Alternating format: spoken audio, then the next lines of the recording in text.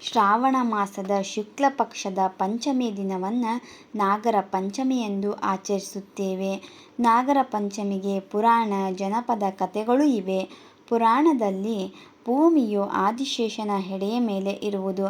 ಸಮುದ್ರ ಮಂಥನದ ಸಮಯದಲ್ಲಿ ಮಂದಾರ ಪರ್ವತಕ್ಕೆ ವಾಸುಕಿ ಹಗ್ಗವಾಗಿದೆ. ವಿಷ್ಣುವಿನ ಹಾಸಿಗೆಯು ಹಾವಾಗಿದೆ. ಶೇಷನಾಗ ಶಿವನ ಕೊರಳಿಗೆ ಹಾರವಾಗಿದೆ. ಗಣಪತಿ ಹೊಟ್ಟೆಗೆ ಹಗ್ಗವಾಗಿದೆ. ಸೌದತ್ತಿ ಎಲ್ಲಮ್ಮಳು ಹಾವನ್ನು ಸಿಂಬಿಯನ್ನಾಗಿ ಮಾಡಿಕೊಂಡಿದ್ದಳು. ಹಾವನ್ನು ಪುರಾಣದಲ್ಲಿ ಹೀಗೆ ಉಲ್ಲೇಖಿಸಿದ್ದಾರೆ: ಹಾವು ಇಲ್ಲದ ಸ್ಥಳವಿಲ್ಲ. ನಾಗರ ಪಂಚಮಿಯ ಹಿನ್ನೆಲೆ ಏನಂದರೆ, ಪರೀಕ್ಷಿಕನ ಮಗ ಜನಮೇಜಯನು ತನ್ನ ತಂದೆಯ ಸಾವಿಗೆ ಒಂದು ಸರ್ಪ ಕಾರಣವೆಂದು ತಿಳಿದು ಸರ್ಪಯಾಗ ಮಾಡುತ್ತಾನೆ. ಭೂಮಿಯ ಮೇಲಿನ ಎಲ್ಲ ಸರ್ಪಗಳು ಬಲಿಯಾಗುತ್ತಿರುತ್ತವೆ. ಆ ಸಮಯದಲ್ಲಿ ಆಸ್ತಿಕ ಎಂಬ ಮಹಾಮುನಿ ಜನಮೇಜಯನಿಗೆ ತಿಳಿ ಹೇಳಿ ಸರ್ಪಗಳನ್ನು ರಕ್ಷಿಸುತ್ತಾನೆ ಮತ್ತು ಹೋಮದಲ್ಲಿ ಬಿದ್ದಿರುವ ಸರ್ಪಗಳಿಗೆ ಹಾಲು ಎರೆಯುತ್ತಾನೆ. ಅಂದಿನಿಂದ ಪಂಚಮಿಯಂದು ನಾಗಪಂಚಮಿಯೆಂದು ಆಚರಿಸಲಾಗುತ್ತಿದೆ.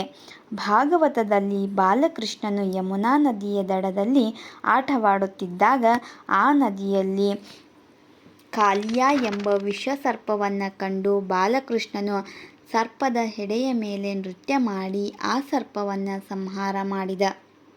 ಆ ದಿನವನ್ನು ನಾಗಪಂಚಮಿ ಎಂದು ಆಚರಿಸಲಾಗುತ್ತದೆ. ನನ್ನ ಪ್ರಕಾರ ಮಳೆಗಾಲದಲ್ಲಿ ಹಾವುಗಳು ಹೆಚ್ಚಾಗಿ ಕಾಣಿಸಿಕೊಳ್ಳುತ್ತವೆ. ನಮ್ಮ ಪೂರ್ವಜರು ಪ್ರಕೃತಿ ಆರಾಧಕರು. ಮಣ್ಣು, ಪ್ರಾಣಿ, ನೀರು, ಪಂಚಭೂತಗಳನ್ನೆಲ್ಲ ಪೂಜಿಸುತ್ತಾರೆ. ಪ್ರಾಣಿ ಹಿಂಸೆ ತಡೆಯಲು ಪದ್ಧತಿ, ಸಂಪ್ರದಾಯ ತಂದಿರಬಹುದು.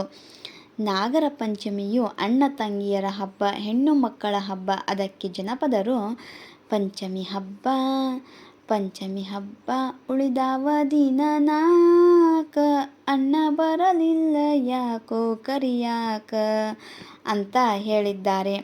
ನಾಗರ ಪಂಚಮಿ ಆಚರಿಸುವುದರಿಂದ ಆರೋಗ್ಯ, ಸುಖ, ಸಮೃದ್ಧಿ, ಮದುವೆ, ಸಂತಾನ, ನಾಗದೋಷ ಪರಿಹಾರ ಎಲ್ಲವೂ ದೊರೆಯುತ್ತದೆ. ನಮ್ಮ ಕಡೆ ಅಂದರೆ ಉತ್ತರ ಕರ್ನಾಟಕದ ಕಡೆ ಇದು 4 ದಿನದ ಹಬ್ಬವಾಗಿದೆ. 1ನೆಯ ಹಬ್ಬ ರೊಟ್ಟಿ ಪಂಚಮಿ. ಸಜ್ಜೆ, ಜೋಳದ ಖಡಕ್ ರೊಟ್ಟಿ, ಪುಂಡಿ ಪಲ್ಯ, ಪಚಡಿ, ಕಡಲೆಕಾಳು ಉಸಲಿ ಹೀಗೆ ಎಲ್ಲವನ್ನ ಮಾಡಿ ಎಲ್ಲರೂ ಸೇವಿಸುತ್ತಾರೆ. ಅಲ್ಲದೆ ಊರು ಊರಿಗೆ, ಕೇರಿಗೆ, ಮನೆ ಮನೆಗೆ ಜೋಕಾಲಿ ಕಟ್ಟಿ ವಯಸ್ಸಿನ ಅಂತರವಿಲ್ಲದೆ ಎಲ್ಲರೂ ಆಡುತ್ತೇವೆ. ಕೊಬ್ಬರಿ ಬಟ್ಟಲಿಗೆ ದಾರ ಕಟ್ಟಿ ಅದನ್ನು ಸಹ ಆಡುತ್ತೇವೆ. 2ನೇ ದಿನವಾದ ನಾಗಪ್ಪನನ್ನು ಬರಮಾಡಿಕೊಳ್ಳುವುದು. ಹುತ್ತಗಳಿಗೆ ಹೋಗಿ ಪೂಜೆ ಸಲ್ಲಿಸುವುದು. ನಾಗರ ಕಟ್ಟೆಗೆ, ನಾಗ ದೇವಸ್ಥಾನಕ್ಕೆ ಇಲ್ಲವೇ ಹುತ್ತದ ಮಣ್ಣನ್ನು ತಂದು ನಾಗನನ್ನು ಮಾಡಿ ಅಕ್ಕಿ ಹಿಟ್ಟಿನಿಂದ ಇಲ್ಲವೇ ಬೆಳ್ಳಿ, ಪಂಚಲೋಹಕ್ಕೆ ಹೀಗೆ ನಾಗಾರಾಧನೆ, ನವನಾಗಗಳನ್ನು ಪೂಜಿಸುವುದು. ನಾಗಪ್ಪನಿಗೆ ಮಡಿಯಿಂದ ಸ್ನಾನ ಮಾಡಿ ಶುದ್ಧ ಹಸುವಿನ ಹಾಲಿನಿಂದ ಹಾಲು ಎರೆಯಬೇಕು. ಕೊಬ್ಬರಿ ಬಟ್ಟಲಿನಲ್ಲಿ ನಾಗಪ್ಪನ ಮೂರ್ತಿ ಇಟ್ಟು ಹಾಲು ಎರೆಯುತ್ತೇವೆ. ಗೆಜ್ಜೆ ವಸ್ತ್ರ, ಕಡಲೆಕಾಳು, ತಂಬಿಟ್ಟು, ನಾನಾ ವಿಧದ ಉಂಡೆಗಳನ್ನು ಸಮರ್ಪಿಸುತ್ತೇವೆ.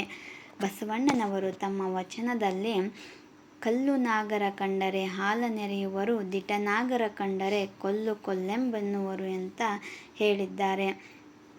3ನೇ ದಿನವಾಗಿ ಹೊಳೆಗಂಗವ್ವನ ಪೂಜೆಯನ್ನು ಮಾಡುತ್ತೇವೆ. ಅಂದು ನಾಗಪ್ಪನನ್ನು ಬೀಳ್ಕೊಡುತ್ತೇವೆ ಮತ್ತು ಹೊಳೆಗೆ ಹೋಗಿ ಅಥವಾ ನೀರಿನ ಮೂಲಗಳಿಗೆ ಹೋಗಿ ಗಂಗಾಮಾತೆಗೆ ಬಾಗಿನ ಕೊಟ್ಟು ಬರುವುದು ಆಗಿದೆ. ರೈತರಿದ್ದರೆ ಅವರು ಕೂರಿಗೆ ಪೂಜೆ ಮಾಡುತ್ತಾರೆ. ಕೃಷಿ ಚಟುವಟಿಕೆ ಶ್ರಾವಣ ಮಾಸದಲ್ಲಿ ತ್ವರಿತವಾಗಿರುತ್ತದೆ. ಕೂರಿಗೆಗೆ ಸೀರೆ ಉಡಿಸಿ ಅಲಂಕಾರ ಮಾಡಿ ಸ್ತ್ರೀಯರು ಆರತಿ ಮಾಡುತ್ತಾರೆ. ನೈವೇದ್ಯಕ್ಕೆ ಹೋಳಿಗೆ ಮಾಡಲಾಗುತ್ತದೆ.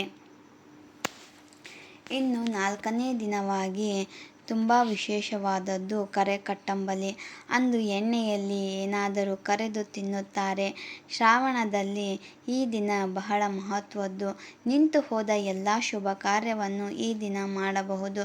ಗೃಹ ಪ್ರವೇಶ, ನಾಮಕರಣ ಎಲ್ಲವೂ ತುಂಬ ಉತ್ತಮವಾದ ದಿನವಾಗಿರುತ್ತದೆ.